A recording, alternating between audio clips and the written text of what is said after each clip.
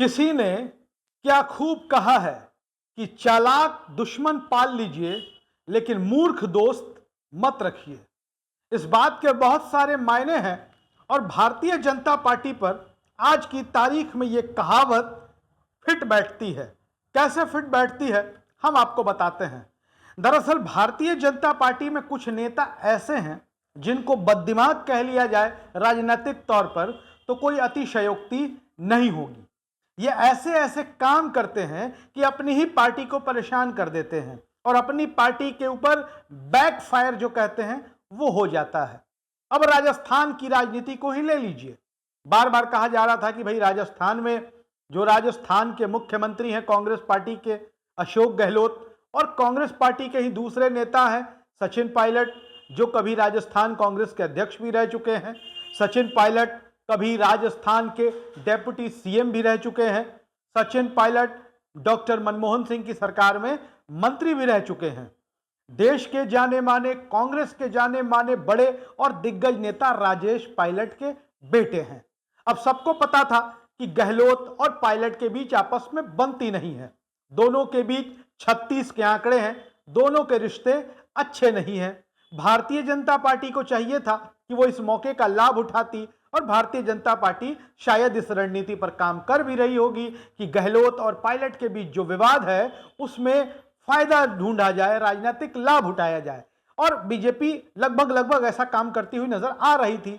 लेकिन बीजेपी के एक नेता अमित मालवीय, नाम आपने सुना होगा, बीजेपी आईटी सेल के हेड कहे जाते हैं, उन्होंने ऐसा कारनामा कर दिया जो बीजेपी के लिए बैकफायर साबित हो रहा है। अब ऐसी बयानबाजी की गई, ऐसे आरोप राजेश पायलट, स्वर्गीय राजेश पायलट जो सचिन पायलट के पिताजी थे, उन पर अमित मालवीय की ओर से लगा दिए गए कि पूरी कांग्रेस पार्टी एकजुट हो गई। और कांग्रेस पार्टी एकजुट हुई तो हुई, गहलोत और पायलट भी एकजुट हो गए।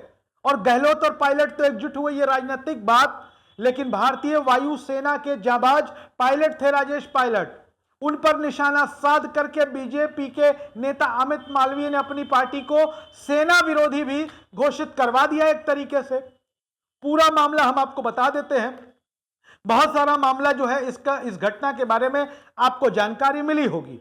दरअसल आपको बता दें कि सचिन पायलट के पिताजी स्वर्गीय राजेश पायलट ना सिर्फ कांग्रेस पार्टी के दिग्गज नेता थे बल्कि भारतीय वायु सेना से भी जुड़े हुए थे। राजनीति में आने के पहले वो इंडियन एयरफोर्स के पायलट हुआ करते थे। अब आपको बताते हैं कि अमित मालवीय ने आरोप क्या लगाया।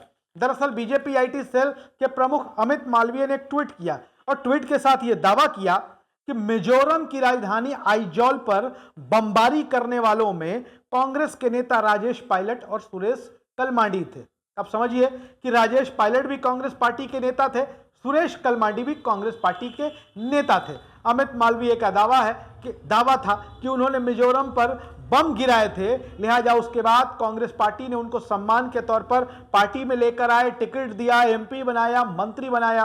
राजेश पायलट और सुरेश कलमाडी भी, उनका नाम भी किसी से छिपा हुआ है नहीं।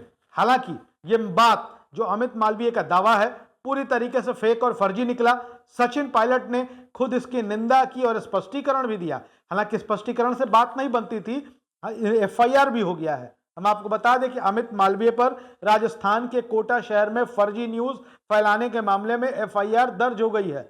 आपको बता दें कि भाजपा नेता, भाजपा आईटी सेल के प्रमुख अमित मालवीय को कई बार फर्जी न्यूज फैलाने वाले नेता की संज्ञा मिल चुकी है और कई बार इनके न्यूज में फर्जीवाड़ा पाया गया है। लिहाजा कांग्रेस पार्टी के कुछ नेताओं ने ही कोटा राजस्थान में एफआईआर अमित मालवीय के खिलाफ दर्ज करा दिया है। लेकिन इसकी सच्चाई जो है हम आपको बता देते हैं कि क्या सचमुच राजेश पायलट ने आइजॉल मिजोरम की जो राजधानी है उस पर बमों की बरसात की थी, बम वर्षा की थी, बम गिराया था। खुद सचिन पायलट ने इसका स्पष्टीकरण दिया और बताया कि राजेश पायलट यानी कि उनके पिताजी ने 29 अक्टूबर 1966 को 1966 को भारतीय वायुसेना इंडियन एयरफोर्स ज्वाइन किया था, जबकि जो मिजोरम में जो बमबारी हुई थी वो 5 मार्च 1966 को हुई थी। तो ये पूरी तरीके से भ्रामक और तथ्यहीन है।